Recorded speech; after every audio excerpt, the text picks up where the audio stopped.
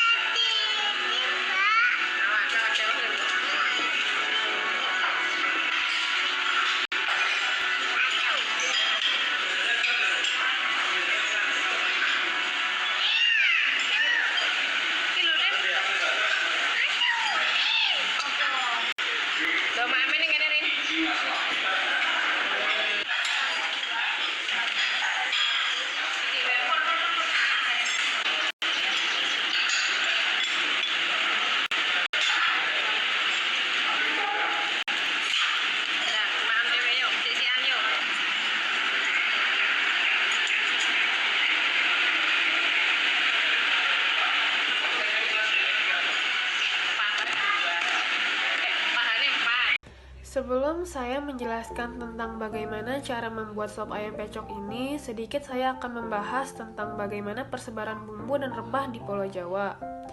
Jadi, cikal bakal terbentuknya jalur rempah berawal dari pedagang Tionghoa, Arab, dan India yang memperdagangkan barang-barang jualannya, berupa sutra-sutra halus, rempah-rempah, kewangian, anggur, dan batu koral ke daerah Kepulauan Rempah-Rempah Maluku dan Selat Malaka.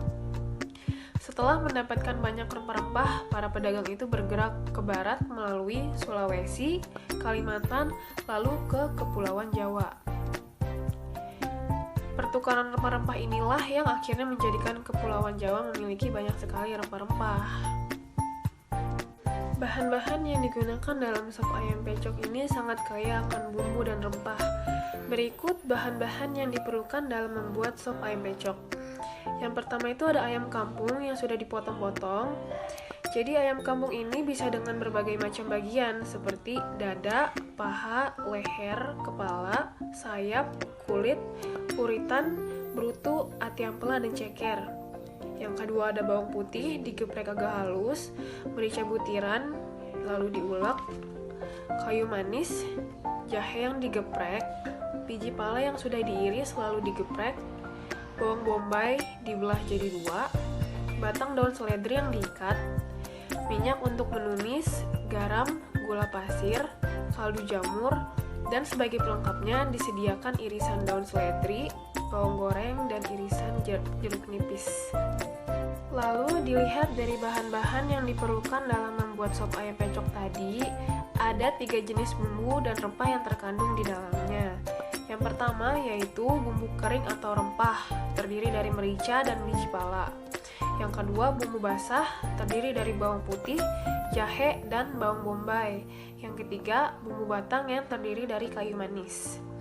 Jadi langkah pertama dalam membuat sop ayam pecok yaitu cuci bersih ayam yang sudah dipotong-potong, lalu rebus dengan api besar hingga muncul busa. Setelah itu matikan api. Buang air rebusan dan cuci kembali daging ayam hingga bersih. Rebus kembali daging ayam dengan air bersih menggunakan api kecil hingga mendidih. Sambil menunggu mendidih, tumis semua bumbu kecuali daun seledri hingga wangi dan layu. Tetapi jangan sampai bawang putihnya gosong. Setelah itu, masukkan bumbu yang sudah ditumis ke dalam rebusan ayam, tambahkan gula, garam, dan kaldu jamur.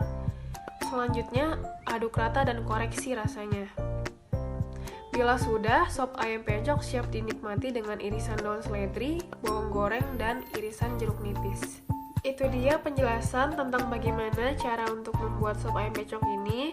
Dan untuk mengakhiri video ini, saya ingin memberikan pesan dan kesan kepada masyarakat atau adik-adik untuk memajukan masakan dan makanan daerah khas Indonesia. Kita sebagai bangsa Indonesia yang berkewajiban untuk melestarikan masakan Nusantara, hendaknya menciptakan cara maupun ide-ide agar masakan Nusantara dapat banyak diminati dan berkembang di dalam negeri bahkan sampai ke luar negeri. Misalnya, dengan melakukan asimilasi antara makanan luar dengan dalam negeri yang dapat menciptakan inovasi serta menciptakan packaging yang unik yang sedang banyak diminati oleh konsumen. Apalagi dalam era digitalisasi, semua bisa dengan mudah dipublikasikan. Sekian video yang saya buat ini, semoga informasi yang saya berikan dapat bermanfaat, dan maaf jika saya ada salah-salah kata, saya ucapkan terima kasih.